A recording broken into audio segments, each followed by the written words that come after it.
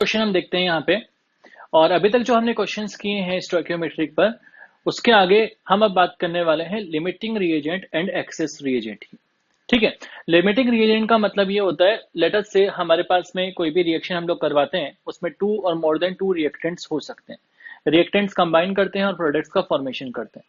तो अगर रिएक्टेंट्स का अमाउंट हम लेते हैं, let us say A and B are 2 reactants, और दोनों रिएक्टेंट का अमाउंट अगर हम कुछ भी ले लेते हैं, तो ऐसा हो सकता है कि ए और बी आपस में रिएक्ट करके एक रिएजेंट ए कंप्लीटली फिनिश हो जाए और बी लेट अस से रिमेन हो जाए। तो ए यहां पर हुआ लिमिटिंग रिएजेंट और बी जो हुआ that is called access reagent. ऐसा कब होता है और क्यों होता है, इसको हम एक एग्जांपल्स के थ्रू समझते हैं। लेट अस से एक रिएक्शन हमें यहाँ गिवन है, 2 carbon plus oxygen gives twice carbon monoxide, 24 gram carbon and 96 gram oxygen is reacted. अब यहाँ पे फर्स्ट पार्ट है which reactant is left in excess, मतलब एक्सेस रिएजेंट की बात चल रही है। How much of it is left, how many mole of CO are formed. ठीक है, तो सबसे पहले हम बात करते हैं, हमने जो रिएक्शन गिवन है 2C plus O2 gives 2CO, और हमें यहाँ पर मासेस गिवन है, कार्बन का मास गिवन है 24 ग्राम और ऑक्सीजन का मास गिवन है 96 ग्राम। तो सबसे पहले हम बात करेंगे मास को मोल्स में चेंज कर लेंगे, तो मोल्स आ जाएंगे मास अपॉन मोलर मास से 24 अपॉन 12, कार्बन का मोलर मास 12 होता है, तो 2 moles of carbon are given, and 96 upon 32, O2 का मोलर मास 32 होता है। So we can say 3 moles of oxygen are given. So 2 moles carbon and 3 moles oxygen are given.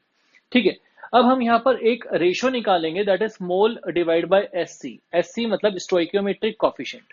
कहने का मतलब ये हुआ, मोल को मैंने स्टोइकियोमेट्रिक कॉफिशिएंट से डिवाइड किया। कार्बन के मोल्स कितने गिवन है 2, कार्बन का स्टोइकियोमेट्रिक कॉफिशिएंट भी 2 है, तो 2/2 is 1।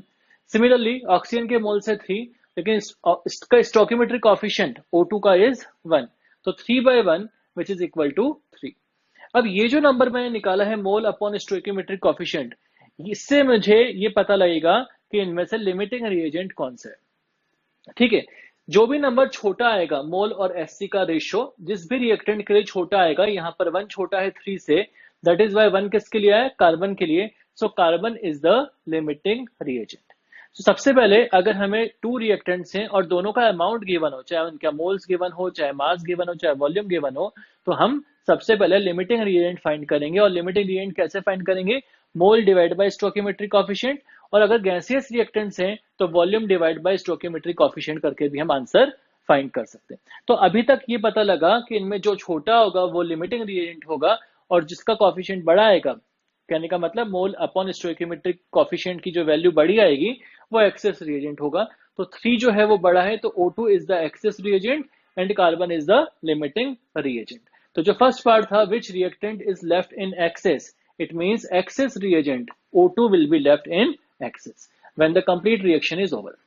Alright, V part is how much of it is left. तो एक्सेस रिएजेंट हमने पता लगा लिया O2 है, अब O2 कितना बचेगा, कार्बन तो कंप्लीटली कंज्यूम हो जाएगा। तो सबसे पहले हम लिमिटिंग रिएजेंट पता लगा लें, कार्बन यहाँ पे लिमिटिंग रिएजेंट है, फिर सारी कैलकुलेशंस हम लिमिटिंग रिएजेंट से ही करेंगे। ठीक है, अब हमें पता लगाना है कि ऑक्सीजन कितना बचा रह गया, तो ऑक्सीजन कितना कंज्यूम हुआ अगर हम ये पता लगा लें।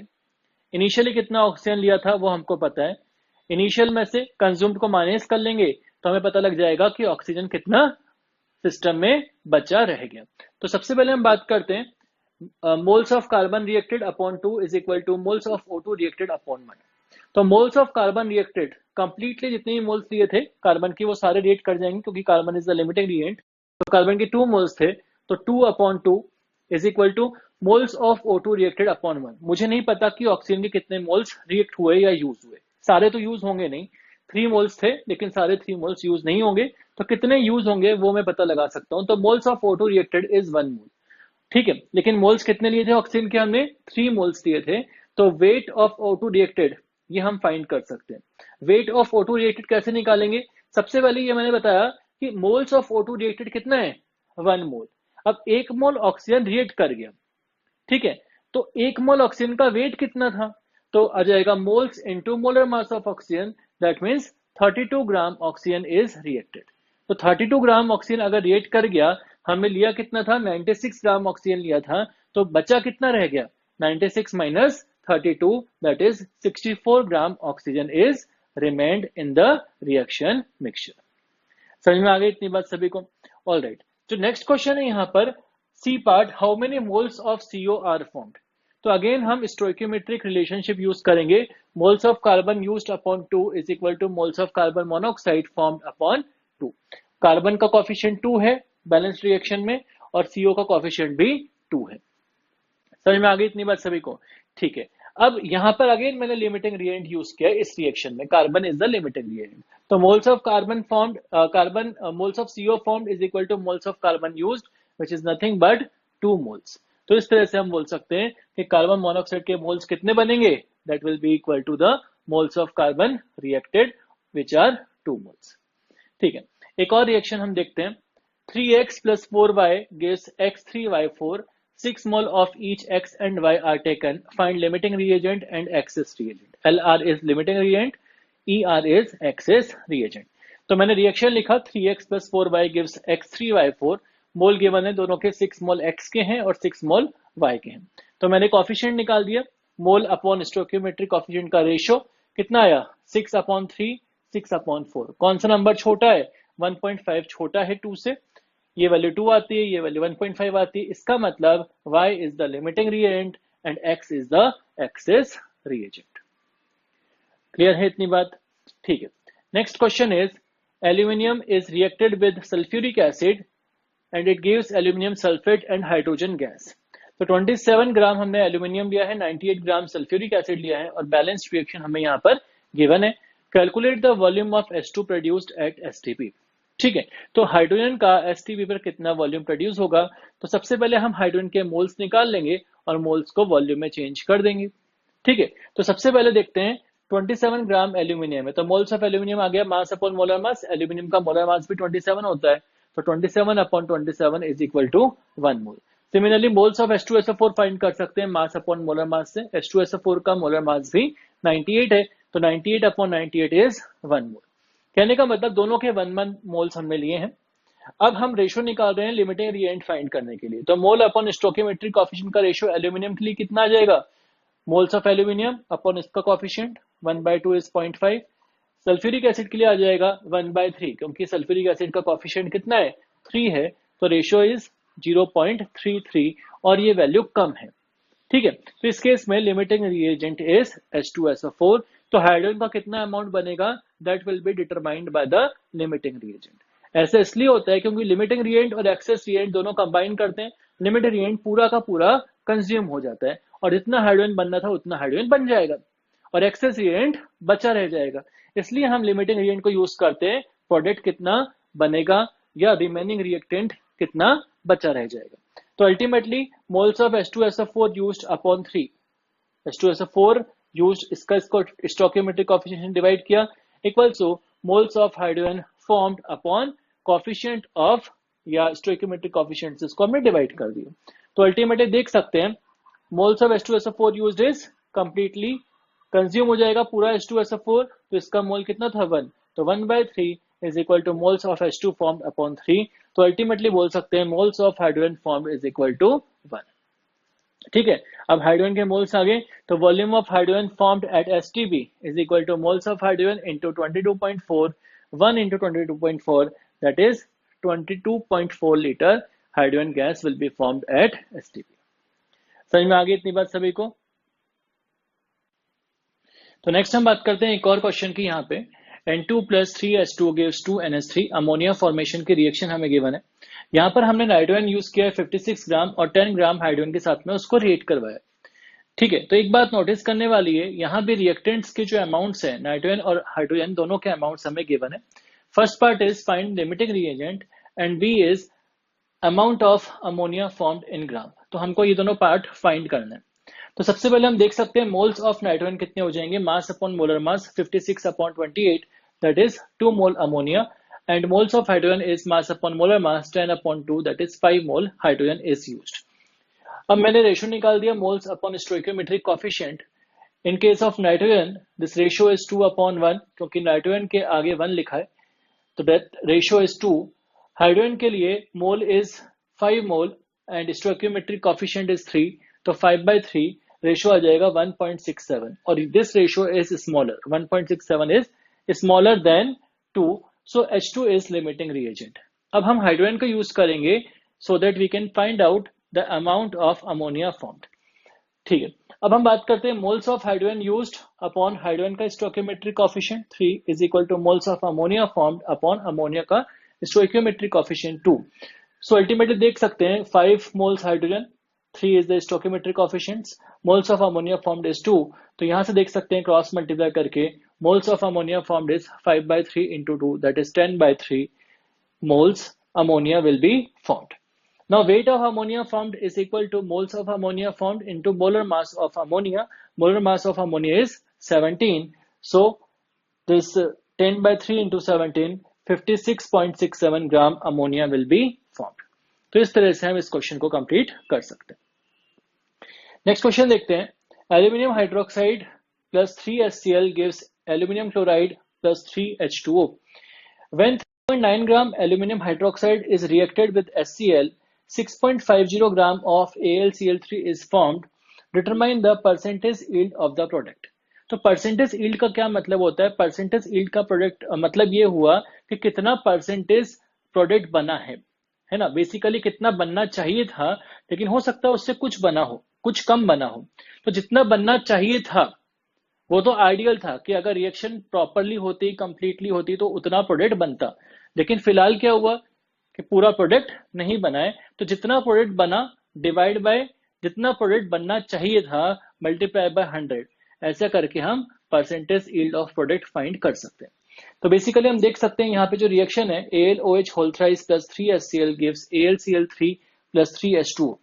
तो मैं यहाँ से डायरेक्टली देख सकता हूँ कि 1 मोल AlOH होल थ्राइस लूंगा तो 1 मोल AlCl3 बनेगा, और 1 मोल AlOH होल थ्राइस का मास होता है 78 ग्राम, जिसको हम मोलर मास भी बोल सकते हैं, और 1 मोल AlCl3 का मास होता है 133.5 ग्राम। तो मैं डायरेक्टली यहाँ पे बोल सकता हूँ कि अगर इसका 1 मोल कंप्लीटली कंज्यूम होता तो AlCl3 का 1 मोल बनता, या मैं ऐसे बोल सकता हूँ कि अगर 78 gram AlOH whole thrice completely consume होता तो यहाँ पर 133.5 ग्राम AlCl3 बन जाता। लेकिन बेसिकली मैं इसको यहाँ पे लिख रहा हूँ, मास की टर्म में लिख रहा हूँ, यहाँ पर 78 gram of AlOH whole thrice produce 133.5 gram AlCl3. So 3.9 gram AlOH whole thrice should produce 133.5 upon 78 into 3.9, that is 6.675 gram AlCl3 should be formed. लेकिन एक्चुअली AlCl3 कितना बन रहा है? 6.5 ग्राम। तो परसेंटेज यील्ड हम देख सकते हैं, percentage yield of product is 6.5 upon 6.675 into 100. 6.5 is actually whatever AlCl3 is formed, divide by 6.675 is, अगर सारा का सारा AlOH होल थ्राइस 3.9 ग्राम यूज होता तो 6.675 ग्राम AlCl3 बन जाता, इसलिए हमने उसको डिनोमिनेटर में लिखा है multiply by 100, 97.38% AlCl3 will be formed. Ultimately हम बोल सकते हैं कि percentage yield of the product is 97.38%। That means reaction अभी कंप्लीटली नहीं हुई है। ठीक है, हो सकता है रिएक्शन के अंदर कुछ प्रॉब्लम हुई हो, दैट इज वाई सारा का सारा जो रिएक्टेंट था वो कंप्लीटली कंज्यूम नहीं हुआ। तो उस टाइम पर कितना परसेंटेज प्रोडक्ट बना है? That is 97.38%। ऑलराइट, नेक्स्ट एक क्वेश्चन है, how many gram of ethylene can be burned by the oxygen gas produced by complete decomposition of 49 gram KClO3। तो बेसिकली यहाँ पर अगर हम देखें तो सीक्वेंशियल रिएक्शन है, पहले KClO3 डिकम्पोज होगा, 49 ग्राम KClO3 हमने लिया है, उससे हमें KCl और ऑक्सीजन गैस मिलेगा, और जो ऑक्सीजन गैस हमें मिली है वो कितना अमाउंट इथीन को या इथाइलिन को कंबस्ट कर सकती है वो हमें फाइंड करना है। तो सबसे पहले हम देख सकते हैं KClO3 gives 2 KCl plus 3 O2, तो मोल्स ऑफ KClO3 आ जाएंगे मास अपॉन मोलर मास फॉर्म से, 122.5 is the molar mass of KClO3, तो मोल्स आ जाएंगे mass given 49 upon 122.5, that is 0.4 mole KClO3। अब मैं रिलेशन यूज कर सकता हूँ, मोल्स ऑफ KClO3 अपॉन इसका coefficient 2 is equal to moles of O2 formed upon oxygen का स्टोइकियोमेट्रिक कोएफिशिएंट। तो यहां पर तो मुझे पता है moles is 0.4 upon 2 is equal to moles of O2 formed upon 3। तो moles of oxygen formed is 0.4 upon 2 into 3, that is 1.2 upon 2, that is 0.6 मोल। तो 0.6 मोल ऑक्सीजन बनेगा। अब जो नेक्स्ट रिएक्शन है ethene plus oxygen gives carbon dioxide plus water, इसको मैंने balance कर लिया है। तो ये मुझे गिवन है कितना 0.6 मोल, बिकॉज प्रीवियस रिएक्शन से मुझे ऑक्सीजन कितना मिलेगा 0.6 मोल। अब ये जो 0.6 मोल ऑक्सीजन है ये कितना अमाउंट इथाइलिन को या इथीन को कंबस्ट करेगा, ये हमें फाइंड करना है। तो अगेन मैं यहाँ पे मोल मोल रिलेशनशिप यूज कर सकता हूँ। Moles of ethene used upon 1 is equal to moles of O2 used upon 3। तो अल्टीमेटली मैं बोल सकता हूँ moles of C2H4 used upon 1 is equal to 0.6 upon 3। तो moles of C2H4 used is 0.2 mole, या मैं बोल सकता हूँ moles of C2H4 reacted is 0.2 mole. ठीक है, C2H4 जो होता है उसका common name is ethylene, IUPAC name is ethene. So weight of C2H4 used can be calculated by moles into molar mass. Moles is 0.2 और molar mass होता है 28. So it is 5.6 gram ethene will be completely combusted by this reaction. Is it clear to all of you? Question हम यहाँ पे देखते हैं। CH2 and Cl2 in weight ratio of 1:2 are allowed to react. CH2 plus 3Cl2 gives CCl4 plus H2Cl2. Find fraction of access reagent left behind. तो एक reaction given है और access reagent पहले हमें फाइंड करना है और उसका कितना फ्रैक्शन बचा रह जाता है वो हमें पता लगाना है। लेट अस से एक रिएक्शन वाली मैंने फिर से लिखी है, CH2 plus 3Cl2 gives CCl4 plus H2Cl2 और मास जो गिवन है लेट अस से 1:2 है, तो एक का मास मैंने W मान लिया तो दूसरे का वेट हो जाएगा 2W। तो मोल्स हो जाएंगे मास अपन मोलर मास फॉर्मूला से। CH2 का मोलर मास होता है 76, कार्बन का 12, सल्फर का 32, तो 12 प्लस 2 इंटू 32 दैट इज 76। तो मोल्स आ जाएंगे W अपॉन 76। सिमिलरली Cl2 का मोलर मास होता है 35.5 इंटू 2 दैट इज 71, तो मोल्स आ जाएंगे 2W अपॉन 71। लेकिन मुझे लिमिटिंग रिएजेंट और एक्सेस रिएजेंट फाइंड करने के लिए मोल्स अपॉन स्टोइकियोमेट्रिक कोएफिशिएंट का रेशो चाहिए होता है, इसलिए मैंने W अपॉन 76 को CH2 के कोएफिशिएंट 1 से डिवाइड किया। तो ये वैल्यू आती है that is W upon 76 is 0.013 W। Similarly Cl2 के लिए भी मैंने moles divide by stoichiometric coefficient किया। Cl2 का स्टोइकियोमेट्रिक कोएफिशिएंट होता है 3, सो 2W upon 71 divide by 3 it is 2W upon 213 और इसकी वैल्यू आती है 0.0093 W। तो छोटा वैल्यू इसी के लिए आया है because 0.0093 W is smaller than 0.013 W. That is why Cl2 is limiting reagent and CS2 is excess reagent. Now I can write moles of CS2 used upon 1 is equal to moles of Cl2 used upon 3. तो Cl2 के moles तो सारे use हो जाएंगे, ठीक है, लेकिन CH2 के मोल्स कितने यूज्ड होंगे ये मेरा मकसद है फाइंड करने का। तो moles of CH2 used upon 1 is equal to 2W upon 71 upon 3। This is the moles of Cl2 which is completely consumed. I can see from there 2W upon 71 is the moles of Cl2. So moles of CH2 used is 2W upon 213 mole. Moles CH2 के इतने moles हुए react, तो बचे कितने moles initially taken minus moles consumed. तो moles taken of CH2 is W upon 76 minus moles consumed or moles used is 2W upon 213. So fraction of CH2 left, इतने तो बच गए हैं, डिवाइड बाय इनिशियली कितने लिए थे W upon 76 into 100। तो हम इसको अगर सॉल्व करते हैं तो हमें मिल जाएगा 28.6% will be the fraction of CH2 which is remained in the mixture. Is it clear to all of you? ठीक है, नेक्स्ट एक और क्वेश्चन देखते हैं। Calculate the amount of CaO, calcium oxide in gram that can be produced by heating 200 gram of 90% limestone. 90% pure limestone basically है। तो let us से अगर हम यहाँ पे बात करें कैल्शियम कार्बोनेट को हीट करते हैं तो कैल्शियम ऑक्साइड और कार्बन डाइऑक्साइड मिलता है।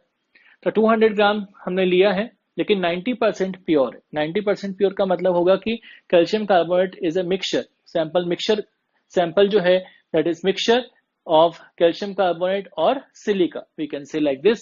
So weight of calcium carbonate is 200 into 90 upon 100, 90% of 200 basically, that is 180 gram. तो ultimately जो CaO बनेगा वो calcium carbonate pure से बनेगा which is 180 gram. So moles of calcium carbonate is 180 upon 100, mass upon molar mass, calcium carbonate का molar mass होता है 100, calcium का 40, carbon का 12 और ऑक्सीजन 3 है, इसलिए 3 इंटू 16 टोटल करेंगे तो 100 आ जाएगा। तो moles of calcium carbonate is 180 divide by 100, that is 1.8 mole. Now moles of calcium carbonate used upon calcium carbonate का coefficient 1 equal to moles of CaO formed upon 1। तो यहां से देख सकते हैं 1.8 upon 1 is equal to moles of CaO formed, तो ultimately बोल सकते हैं moles of CaO formed is equal to 1.8 mole. So weight of CaO formed is equal to 1.8 into molar mass of CaO, और molar mass of CaO is 56। कैसे find कर सकते हैं? Calcium का 40, ऑक्सीजन का 16, 40 plus 16 is 56। तो weight of CaO formed is 1.8 into 56 is 100.8 gram will be formed। Is it clear to all of you? ठीक है, नेक्स्ट क्वेश्चन देखते हैं। Insulin contain 3.4% sulphur, find the minimum molecular weight of insulin. तो insulin एक बहुत बड़ा compound है, complex compound है, इसका मॉलिक्यूलर फॉर्मूला हमें नहीं पता है, लेकिन इतना जरूर पता है कि इसमें 3.4% सल्फर है। तो मिनिमम मॉलिक्यूलर वेट कितना होगा इंसुलिन का?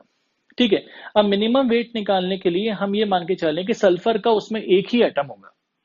ठीक है, तो अल्टीमेटली मैंने क्या किया, 3.4% सल्फर, इसका जो मास होगा that is equal to mass of 1 sulphur atom और एटॉमिक मास ऑफ सल्फर। तो let us say minimum molecular weight of the compound और insulin is XAMU। So 3.4% of X is equal to 32 which is the mass of 1 sulphur atom. तो कभी भी ऐसा question है कि minimum molecular wait कितना होगा, तो हम ये मान लें कि उसमें जो सल्फर है वो 1 ही एटम होगा। ठीक है, तो 3.4 upon 100 into X is equal to 32। यहां से देख सकते हैं x आ जाएगा 32 into 100 upon 3.4, 941.176 AMU is the minimum molecular weight of the insulin. Is it clear to all of you? तो अभी तक हमने काफी सारे क्वेश्चंस देख लिए स्टोइकियोमेट्री पे बेस्ड। अब आप अपनी एक्सरसाइज के questions based on stoichiometry solve कर सकते हैं, जिसमें लिमिटिंग रिएजेंट और एक्सिस रिएजेंट के क्वेश्चंस भी इंक्लूडेड हैं, वो भी आप अच्छे से कर सकते हैं। समझ में आ गई इतनी बात? और क्वेश्चंस की, from 200 milligram of CO2 10⁻21 molecules are removed, find moles of CO2 left behind. तो बेसिकली हमारे पास में 200 मिलीग्राम CO2 गिवन है और उसमें से 10⁻21 मॉलिक्यूल्स हमने रिमूव कर दिए, तो कितने मोल्स CO2 के बचे हैं ये हमें पता लगाना है। तो सबसे पहले हम देखते हैं कि weight of CO2 is 200 milligram, उसको मैंने ग्राम में चेंज कर दिया, दैट इज 200 इंटू 10⁻³ ग्राम। ठीक है, इसके बाद में मोल्स ऑफ CO2 में फाइंड कर सकता हूं मास अपॉन मोलर मास फॉर्मूले से। Mass in gram is 200 into 10⁻³ divide by 44। Molar mass of CO2 is 44, so 4.54 into 10⁻³ moles of CO2, ऐसा हमने कैलकुलेट कर दिया। अब मॉलिक्यूल्स रिमूव्ड इज 10⁻21। अब number of moles of molecules removed कैसे फाइंड करेंगे? हम यूज कर सकते हैं formula number of molecules divided by Avogadro number, that is 10⁻21 divided by 6.022 into 10⁻23. It is 1.66 into 10⁻³ moles. So basically these many moles molecules are removed from this much moles of CO2. So finally हम calculate कर सकते हैं moles of CO2 left behind is equal to 4.54 into 10⁻³ minus 1.66 into 10⁻³ which is equal to 2.88 into 10⁻³ moles. Is it clear to all of you? तो इस तरह से हम question solve कर सकते हैं। एक और क्वेश्चन देखते हैं। 10 ml of a mixture of methane, ethene and propane in the ratio 1:1.5:2.5 respectively is burnt in excess of air. Calculate the volume of air used. Air has 20% oxygen by volume, ये बात हमको given है। तो हमारे पास में mixture है methane, ethene और प्रोपेन का, और उसका रेशियो गिवन है 1:1.5:2.5। तो हम पहले देख सकते हैं volume of methane is given by 1/1 + 1.5 + 2.5 × 10 which is equal to 2 ml। तो इस रेशियो से हम कैलकुलेट कर सकते हैं कि out of 10 ml volume of methane कितना है, that is 2 ml। Similarly volume of ethene हम फाइंड कर सकते हैं 1.5 divide by 1 + 1.5 + 2.5 into 10, that is 3 ml. Similarly, volume of propane is 2.5 divided by 1 + 1.5 + 2.5 into 10 is equal to 5 ml. अब अगर हम बात करें तीनों अलग अलग गैसेस का वॉल्यूम हमारे पास में है, अब हम पहले पता लगाते हैं कि हमें मीथेन के वॉल्यूम को कंबस्ट करने के लिए कितना वॉल्यूम ऑक्सीजन का रिक्वायरमेंट होगा। तो मीथेन का कंबशन रिएक्शन मैंने लिख दिया CH4 plus O2 2O2 gives CO2 plus 2H2O। तो यहां देख सकते हैं volume of methane used upon 1 is equal to volume of O2 used upon 1, और वॉल्यूम ऑफ मीथेन कितना है 2 ml। तो हम देख सकते हैं वॉल्यूम ऑफ O2 आ जाएगा 2 into volume of methane 2 into 2 that is 4 ml। Similarly ethene की कंबशन रिएक्शन हम लिख सकते हैं C2H4 plus 3O2 gives 2CO2 plus 2H2O। तो volume of ethene used upon 1 is equal to volume of O2 used upon 3। तो volume of O2 is equal to 3 into volume of C2H4 is equal to 3 into 3 that is 9 ml। Similarly propane का combustion reaction लिखा है C3H8 plus 5O2 gives 3CO2 plus 4H2O। Volume of propane used upon 1 is equal to volume of O2 used upon oxygen का stoichiometric coefficient that is 5। तो volume of O2 आ जाएगा 5 into volume of propane 5 into 5 that is 25 ml। तो total हम देख सकते हैं 4 ml oxygen हमें methane की कंबशन के लिए यूज होगा, 9 ml इथीन की कंबशन के लिए यूज होगा, और 25 ml प्रोपेन के कंबशन के लिए ऑक्सीजन का वॉल्यूम रिक्वायर होगा। तो total volume of oxygen required is 4 plus 9 plus 25 that is 35 ml। ठीक है, अब हमें पूछा है कि वॉल्यूम ऑफ एयर यूज्ड कितना होगा। अब हमें ऑक्सीजन तो पता है कि 38 ml ऑक्सीजन यूज होगा, लेकिन हमें एक और डेटा पता है कि ऑक्सीजन जो है एयर में 20% प्रेजेंट होता है। ठीक है, तो हम बोल सकते हैं 20% of volume of air is volume of oxygen. तो वॉल्यूम ऑफ एयर आ जाएगा volume of oxygen into 100 upon 20 that is equal to 38 into 100 upon 20 which is equal to 190 ml। तो इतना volume 190 ml volume of air will be required for the combustion of the gaseous mixture. Is it clear to all of you? ठीक है, एक और question देखते हैं next.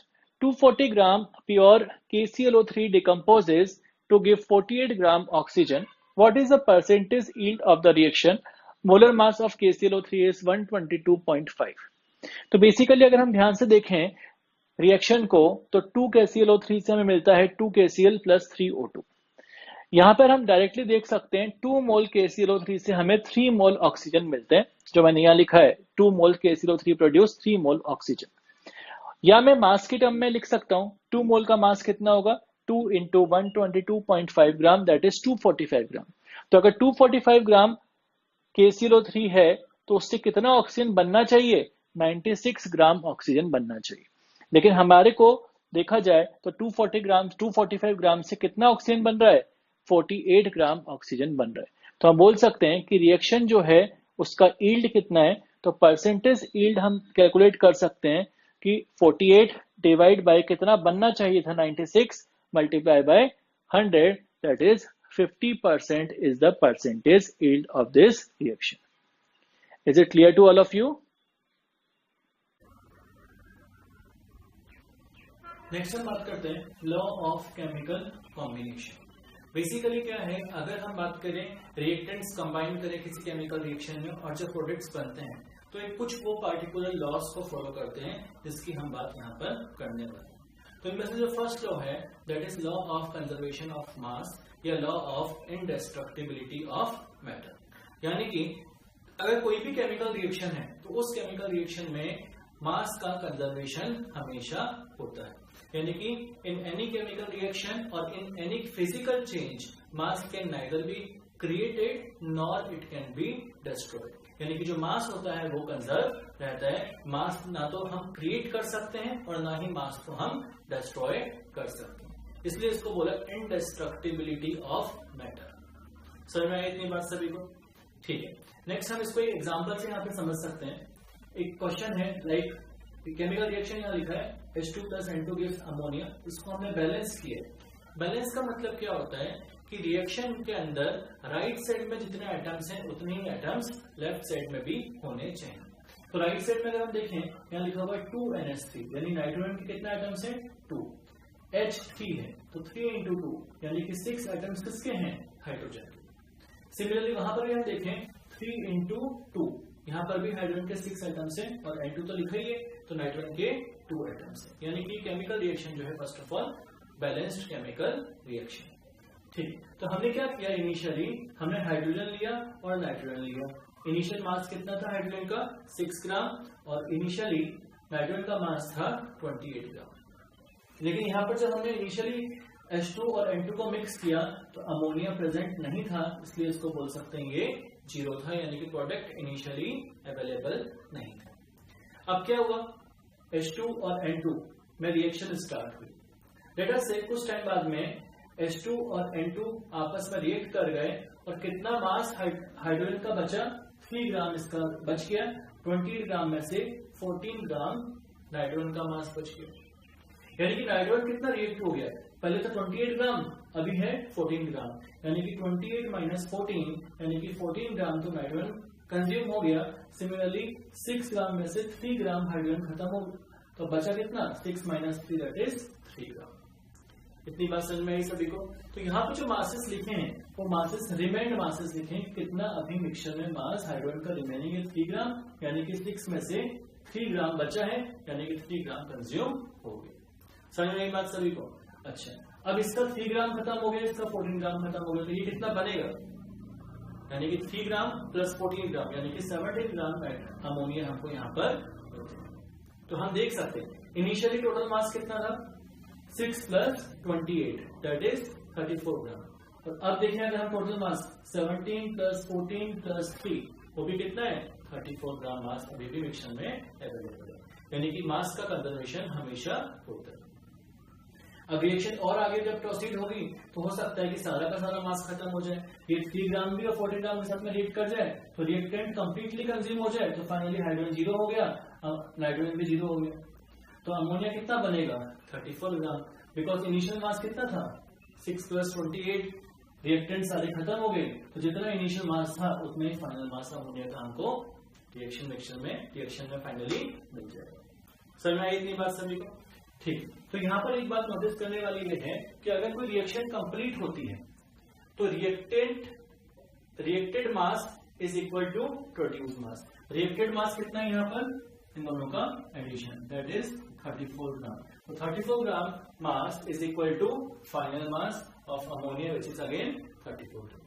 Similarly if reactants are not completely consume, यानी कि इस stage पर हम बात करें जहां पर रिएक्टेंट जो हैं वो कंप्लीटली कंज्यूम नहीं हो रहे हैं, तो उस केस में देख सकते हैं टोटल मास ऑफ रिएक्टेंट्स कितना था 34 gram is equal to total mass of product plus mass of unreacted reactants, ऐसा हम समझ सकते हैं। यानी कि टोटल मास ऑफ प्रोडक्ट्स कितना है 17 ग्राम इस स्टेज पर, और मास ऑफ अनरिएक्टेड रिएक्टेंट्स कितना है 3 plus 14 that is also 17 gram. तो initial total mass of reactants is equal to total mass of products plus total mass of unreacted reactants, ऐसा हम बोल सकते हैं। क्लियर है इतनी बात सभी को। Law of conservation of mass, of conservation of mass या law of indestructibility of matter. जो ये लॉ था conservation of mass, it was given by Lavoisier and it was tested by Landolt. Is it clear to all of you? Next हम बात करते हैं law of definite proportion या law of constant composition, ऐसा हम बोल सकते हैं। तो बेसिकली ये लॉ क्या बोलता है कि अगर हमें कोई भी कंपाउंड हम बनाते हैं, है ना, डिफरेंट एलिमेंट्स को कंबाइन करा के या कहीं से भी हम कोई कंपाउंड बनाते हैं, तो उस केस में उस कंपाउंड में जो एटम्स होंगे उनके मासेस की जो रेशियो होंगे that will be constant irrespective of how we prepare this compound. कहने का मतलब लेट अस से अगर कार्बन डाइऑक्साइड मॉलिक्यूल हमको बनाना है तो कार्बन डाइऑक्साइड बनाने के मेथड्स क्या क्या हो सकते हैं। लेट अस से हम लोग ऑक्सीजन इनहेल करते हैं, CO2 एक्सहेल करते हैं, तो जो गैस हम बाहर निकाल रहे हैं एक्सहेल कर रहे हैं उसमें से अगर हम कार्बन डाइऑक्साइड मॉलिक्यूल को ऑब्जर्व करें, या लेट अस से CO plus half O2 carbon monoxide को अगर हम ऑक्सीजन की प्रेजेंस में बर्न करें तो भी CO2 हम बना सकते हैं। या अदर मेथड लेट अस से हम पेपर को बर्न कर दें, carbon plus O2 gives CO2। तो इन तीनों मेथड्स में से अगर हम CO2 के मॉलिक्यूल्स को इंडिविजुअली ऑब्जर्व करेंगे तो वहां पर एटॉमिक रेशो कार्बन और ऑक्सीजन का हो जाएगा 1:2, 1 कार्बन एटम है और 2 ऑक्सीजन के एटम्स है। लेकिन अगर हम मासेस के रेशो की बात करेंगे तो कार्बन के 1 एटम का मास होता है 12 AMU, ऑक्सीजन का 1 एटम का मास होता है 16 AMU, लेकिन यहाँ पर ऑक्सीजन के कितने एटम्स हैं? 2 एटम्स हैं। ठीक है, तो यहाँ पर ऑक्सीजन का मास हो जाएगा 2 into 16 दैट इज 32 AMU। तो कार्बन रेशियो ऑक्सीजन अगर हम यहाँ पे फाइंड करेंगे दैट विल बी 12:32। समझ में आई इतनी बात सभी को? तो अल्टीमेटली हम बोल सकते हैं कि कार्बन डाइऑक्साइड अगर हम तीनों ही केसेस में ऑब्जर्व करेंगे तो C एंड O का जो रेशियो आएगा that will B same in all the cases. Similarly अगर हम बात करें, हमने वाटर लिया, वाटर के मॉलिक्यूल को अगर हम ऑब्जर्व करें, लेट अस से वाटर हमने टैप वाटर ले लिया या किसी भी रिवर से, गंगा रिवर से वाटर ले लिया, या लेट अस से हमने सी वाटर ले लिया, सोर्स कोई भी हो, या लेट अस से H2 plus half O2 gives H2O। ठीक है, तो यहां से हमने वाटर बना लिया। तो कैसे भी हम वाटर बनाएं, अगर हम वाटर के 1 मॉलिक्यूल को ऑब्जर्व करेंगे तो उस केस में H एंड O का जो एटॉमिक रेशियो आएगा दैट विल बी 2:1। और मासेस के रेशियो की अगर हम बात करें तो हाइड्रोजन का मास हो जाएगा 1 AMU, लेकिन यहाँ पे 2 हाइड्रोजन के एटम्स है तो 2 into 1, ऑक्सीजन का 16 AMU, 1 into 16, तो H रेशियो O का मास रेशियो हो जाएगा 2:16। इसको सिंप्लीफाई करेंगे तो 1:8। तो इसका मतलब ये हुआ कि कोई भी कंपाउंड जब नेचर में बनता है या हम उसको बनाते हैं, उसके अंदर जो एलिमेंट्स हैं they are present in the constant ratio by their masses. तो इसका डेफिनेशन देखते हैं हम। When a compound is formed or obtained by various methods, then the ratio of masses of different elements has fixed ratio by mass irrespective of the method of preparation.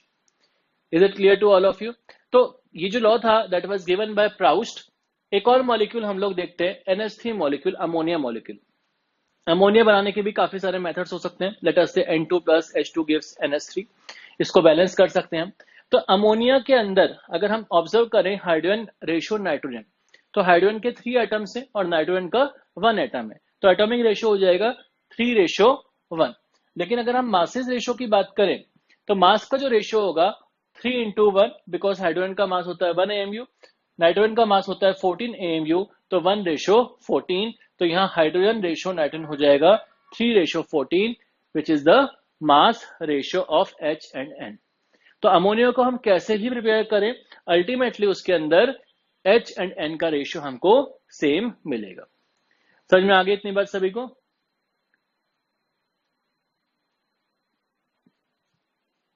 बात करते हैं law of multiple proportion. This was given bye Dalton.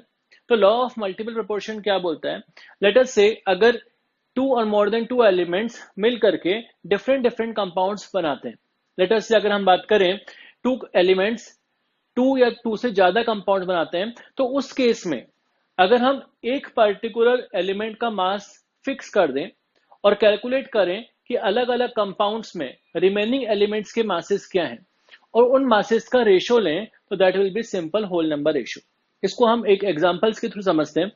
अगर यहाँ पे देखें हम sulphur and oxygen, these two elements combine and form sulfur dioxide and sulfur trioxide, SO2 and SO3। तो यहां पर अगर हम देखें SO2 में, SO2 के 1 मॉलिक्यूल की अगर हम बात करते हैं तो वहां पर सल्फर रेशियो ऑक्सीजन के मासेस के रेशियो की हम बात कर रहे हैं, तो 32 AMU एक एटम का मास होता है, तो 1 into 32 रेशियो 16, ऑक्सीजन का 16 AMU होता है, तो रेशियो आ जाएगा 32:32। हम ऐसा बोल सकते हैं कि 1 मॉलिक्यूल SO2 में 32 ग्राम sulphur and 32 gram oxygen present होता है। सिमिलरली SO3 की अगर हम बात करें तो सल्फर रेशियो ऑक्सीजन कितना आ जाएगा 1:32 रेशियो 3:16। ठीक है, यहाँ ऑक्सीजन के 3 एटम्स हैं इसलिए 3:16, तो रेशियो आ जाएगा ओवरऑल 32:48।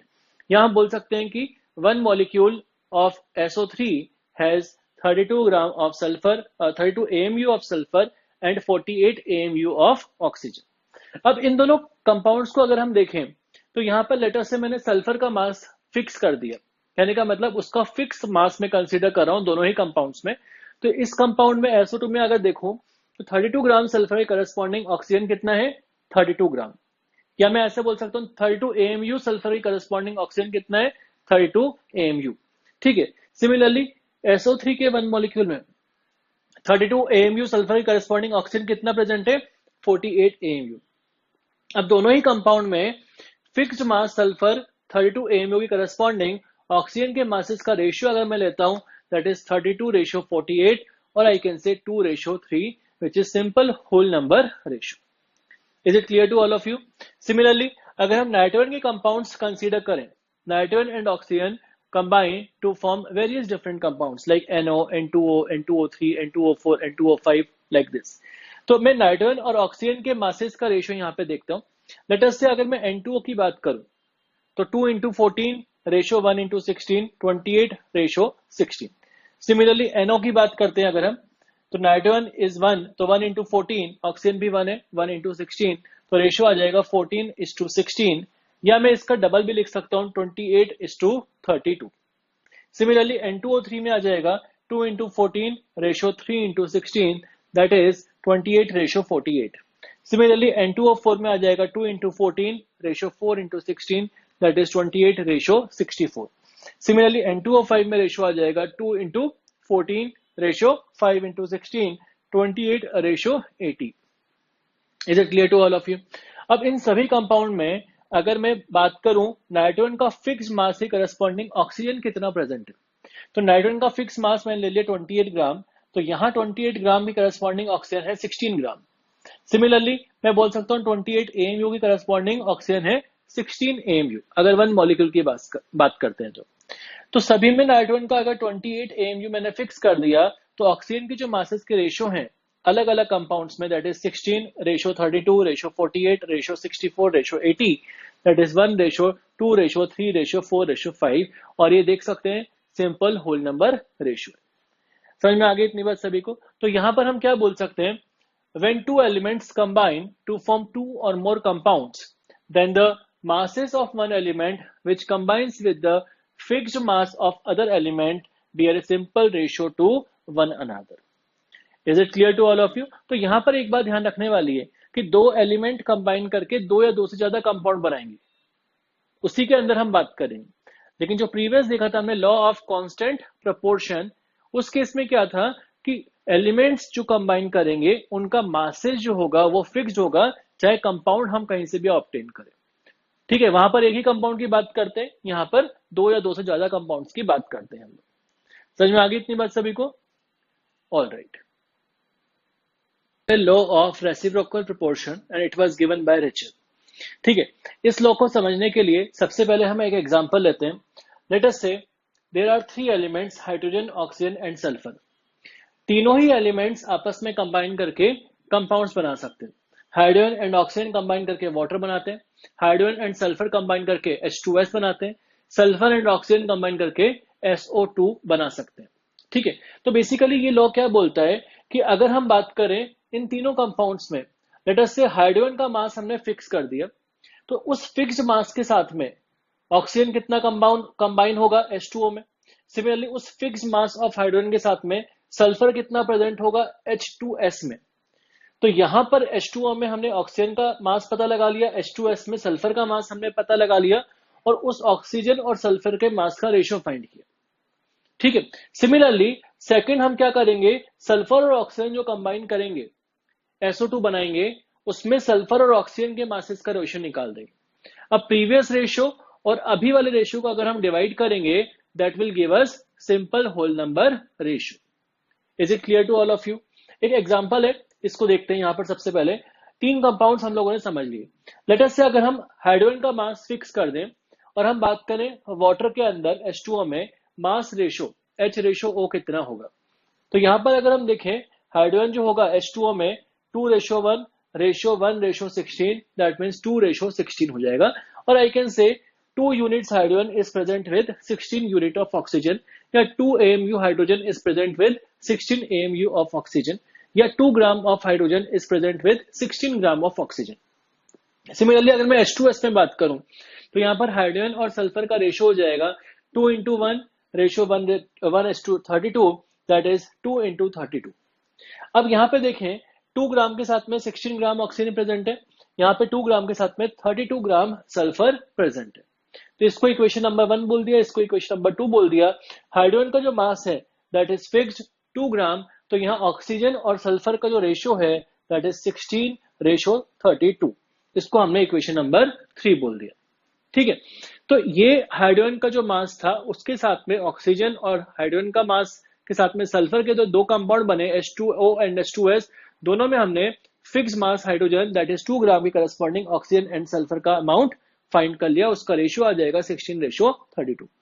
अब जब ये दो elements oxygen and sulphur individually combine करके नया कंपाउंड बनाते हैं, तो उस केस में लेटर से SO2 कंपाउंड बनता है। तो यहाँ SO2 में ऑक्सीजन और सल्फर का रेशियो कितना होगा वो हम देख सकते हैं। SO2 में ऑक्सीजन का मास होगा 2 × 16 और यहाँ पर सल्फर का मास हो जाएगा 1 × 32, तो रेशियो आ जाएगा 32:32। तो यहाँ O/S आ गया 32:32, इसको हमने नंबर 4 दे दिया। यहाँ पर 16:32 था, तो अगर हम अब इन दोनों को 16:32 इसको डिवाइड करें 32:32 से, तो जो नंबर मिलेगा वो सिंपल होल नंबर हमें मिल जाएगा 16/32 ratio 32/32 1:2 which is simple ratio. तो यहां पर हम इसको देख लेते हैं। when two elements combine separately with definite mass of third element, then the ratio of their masses in which they do so is either same or some whole number multiple of the ratio in which they combine with each other।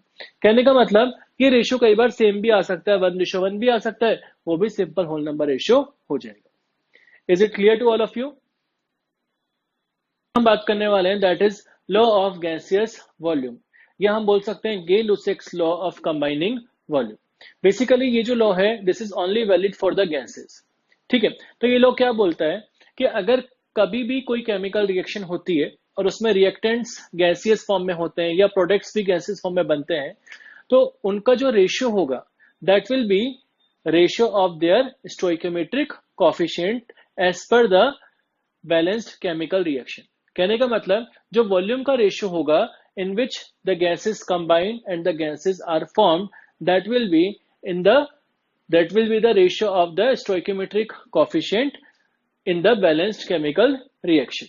ठीक है, यह हम बोल सकते हैं यहाँ पे when two or more gases react with one another, their volume bear simple whole number ratio with one another and to the volume of the products if they are also gases। ठीक है, तो simple whole number ratio हम बोल सकते हैं जैसे for example H2 + Cl2 gives 2HCl। तो hydrogen gas combine करती है Cl2 गैस से और उस केस में HCl भी जो बन रहा है that is also in the gaseous form. तो यहाँ पर हम बोल सकते हैं इसका कोएफिशिएंट 1 है, इसका कोएफिशिएंट भी 1 है और इसका कोएफिशिएंट 2 है। तो यहाँ पर इनके वॉल्यूम का जो रेशियो होगा दैट विल बी 1:1:2। या इसको हम ऐसे समझ सकते हैं, इसका अगर x लीटर कंबाइन करेगा H2 का Cl2 के x लीटर के साथ में, तो HCl कितना बन जाएगा 2x लीटर बन जाएगा। तो यहाँ पर अगर वॉल्यूम का रेशियो हम देखेंगे H2 Cl2 और HCl का, तो x:2x या 1:1:2 ऐसा हम बोल सकते हैं। सिमिलरली हम बात करें अमोनिया की, तो N2 + H2 gives 2NH3। तो यहाँ पर हम देखें, यहाँ पर हमें बैलेंस करने के लिए कोएफिशिएंट 3 चाहिए, यहाँ पर 1 है और यहाँ पर 2 है। तो अल्टीमेटली हम बोल सकते हैं यहाँ पे कि नाइट्रोजन और हाइड्रोजन और अमोनिया इनके स्टोइकोमेट्रिक रेशियो क्या क्या होंगे 1:3:2 है। ठीक है, तो वॉल्यूम का ratio in which N2 and H2 will react and ammonia will be formed will also be the same. कहने का मतलब इसके 1 लीटर के साथ में इसके 3 लीटर कंबाइन करेंगे, तो इसके x लीटर के साथ में इसके 3x लीटर कंबाइन करेंगे। इसके 1 लीटर के साथ में इसके 3x लीटर जब इसके 1 लीटर के साथ में इसका 3 लीटर जब कंबाइन करेगा तो इसके 2 लीटर बनेगा। तो मैं ऐसा बोल सकता हूं इसका x लीटर के साथ में इसके 3x लीटर कंबाइन करेंगे तो 2x लीटर अमोनिया बन जाएगा। तो अल्टीमेटली मैं बोल सकता हूं इनका जो रेशियो है वॉल्यूम का दैट विल बी x:3x:2x। तो अल्टीमेटली आ जाएगा 1:3:2 which is a simple whole number ratio. Is it clear to all of you? करते हैं एवोगैड्रोस लॉ की।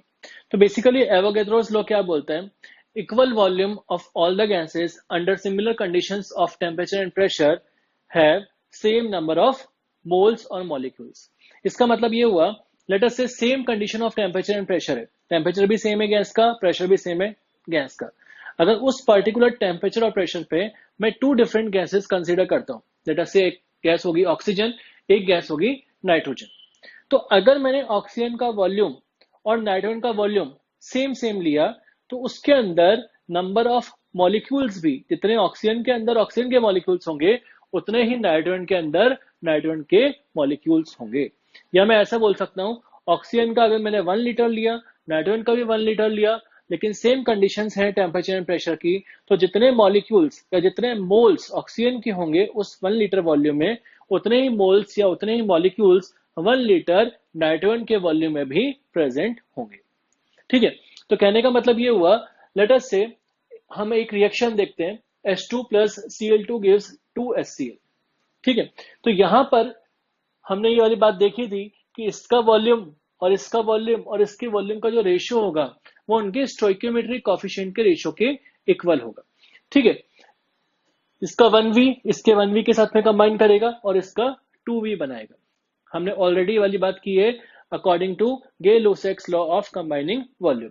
इसका 1 लीटर इसके 1 लीटर के साथ में कंबाइन करता है तो इसका 2 लीटर बनता है। इसका v वॉल्यूम इसके भी v वॉल्यूम से कंबाइन करेगा तो HCl का 2v वॉल्यूम बन जाएगा। कहने का मतलब इसके अंदर इसके v वॉल्यूम में अगर n मॉलिक्यूल्स हैं H2 के, तो same conditions of temperature and pressure पे भी क्लोरीन के v वॉल्यूम में क्लोरीन के मॉलिक्यूल्स भी कितने होंगे, n मॉलिक्यूल्स होंगे। और same conditions of temperature and pressure पर अगर HCl बनता है तो उस केस में इसके 2v वॉल्यूम में नंबर ऑफ मॉलिक्यूल्स हो जाएंगे 2n। एक एग्जांपल देखते हैं, लेट अस से nitrogen plus hydrogen gives NH3, balance reaction है, 1n2 plus 3h2 gives 2NH3. If 20 ml N2 completely reacts with H2, then find out the volume of NH3 formed at the same conditions of temperature and pressure. कहने का मतलब ये हुआ कि nitrogen का volume हमने 20 ml लिया है, नाइट्रोजन हाइड्रोजन से कंबाइन करके अमोनिया बनाता है, तो same conditions of temperature and pressure पर वॉल्यूम ऑफ अमोनिया कितना होगा। तो देख सकते हैं volume of nitrogen ratio volume of hydrogen ratio volume of ammonia is 1:3:2। लेकिन मुझे हाइड्रोजन के वैल्यू की रिक्वायरमेंट नहीं है, तो volume of nitrogen ratio volume of ammonia हो जाएगा 1:2। अल्टीमेटली मुझे वॉल्यूम ऑफ नाइट्रोजन यूज्ड या रिएक्टेड गिवन है 20 ml, तो इसकी वैल्यू है 20 ml divide by volume of ammonia formed is equal to 1:2। तो यहाँ पर आ जाएगा volume of ammonia formed is 20 into 2, that is 40 ml. Is it clear to all of you?